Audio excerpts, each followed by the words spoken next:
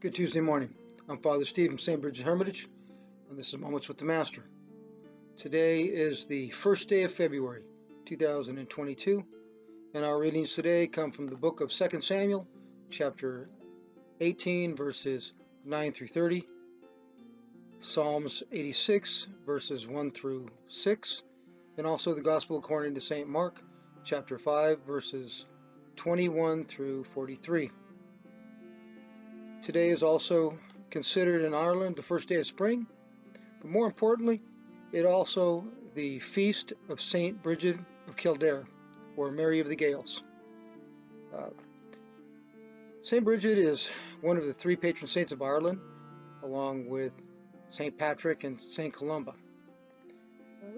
She was born approximately in 451 AD and died approximately 525, made her about 70 to 75 years old, depending on what sources you use.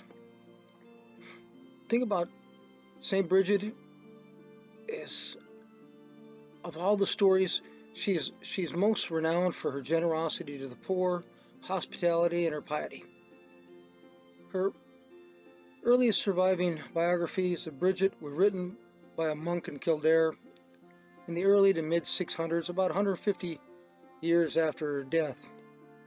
In his account of St. Brigid, he portrays her consistently with compassion and mercy. She's described in his words, to the poor and to the wayfarer, having given all away to the poor. The excellence of her holiness, her marvelous hospitality, and how no person left her presence empty-handed. Her charity and hospitality, her kindness to leopards and animals, makes her almost seem New Age. And yet, here we are, 1,500 years away, and she's showing us what Christianity should be, what it could be. A kindness to human beings, a kindness to God's creatures and His creation.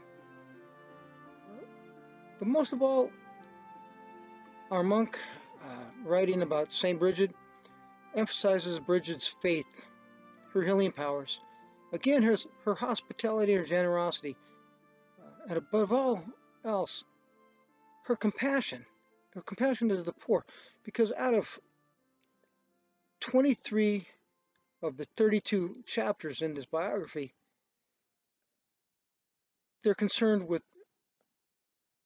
her example of how to treat the poor and the oppressed. St. Brigid, she lives the life that we all should live. The example of what St. John writes in his gospel, love one another as I've loved you.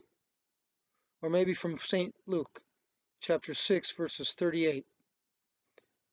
Heal the sick, raise the dead, cleanse those who have leprosy, drive out demons. Freely you have received, freely give. St. Brigid teaches us you don't have to be rich to be generous and giving. You just have to do it for the right motives. You have to do it for God's glory. In St. Matthew, we read in chapter 6, verse 2, so when you give to the needy, do not announce it with trumpets, as the hypocrites do in the synagogues and on the streets, to be honored by others. Truly, I tell you, they have received their reward in full. St. Paul tells us in 2 Corinthians 9, chapter 7, give what you have decided in your heart to give, not reluctantly or under compulsion, for God loves a cheerful giver. In reading the life of St. Brigid, she was definitely the cheerful giver, the defender of the oppressed, caretaker of the poor and the needy. Folks, I've told you a number of times, reading the saints will give you a great insight into how we should be living here in 2022. Because being generous doesn't mean we um, being generous means you expect nothing in return. Being generous is it's not selfish. It doesn't require a reason for whatever we do, whatever actions we give. In Hebrews 13:16, we read, "Do not neglect to do good and to share what you have, for such sacrifices are pleasing to God." In reading St. Brigid's biography, she seems to exemplify just that one verse. You know, I'm sure that it was not always convenient to do what she did, to go out of her way, to go the extra mile. But that's what generosity is, going the extra mile. Uh,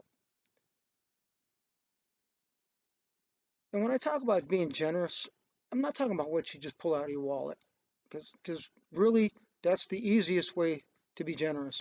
What I'm talking about has more to do with being giving with your talents, giving generous with your time, being compassionate to those less fortunate than you. Uh, just be willing to go again the extra mile. Just to do what you have to do, what you should do. And you know I'm always going to go this way. Right now in 2022, we have an abundance of homeless folks. I know you could say some of them are there because of their own mistakes. That might be true, but that doesn't make them any less God's child. Be generous.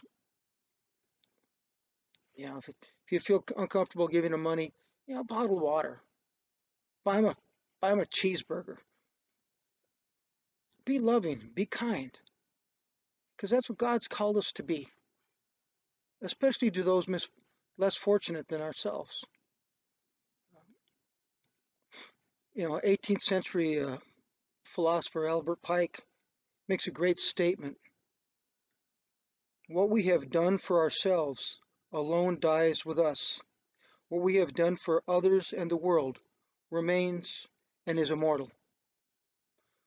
You don't know how much a random act of kindness will mean to somebody in their life. So I encourage you all to practice that. You know, show those attributes that Christ shows to us.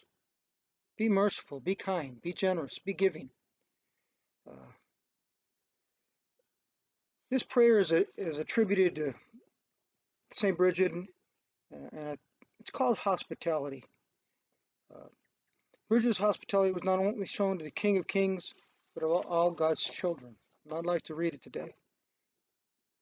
I should like a great lake of finest ale for the King of Kings. I should like a table of the choicest foods for family of heaven. Let the ale be made of the fruits of faith, and the food be forgiving love.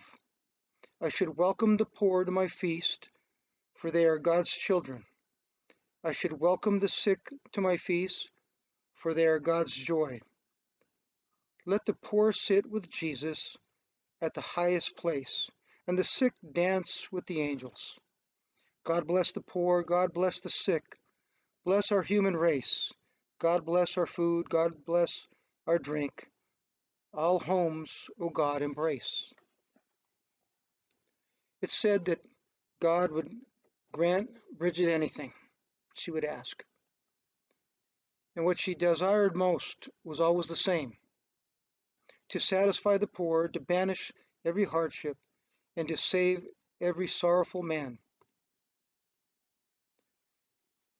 It seems that her love for others, St. Brigid, truly forgot herself and allowed the loving providence of God to sustain her. And I hope the same could be said for myself and for each and every one of you. Be kind, be generous, be loving, for that's what the Lord wants out of us.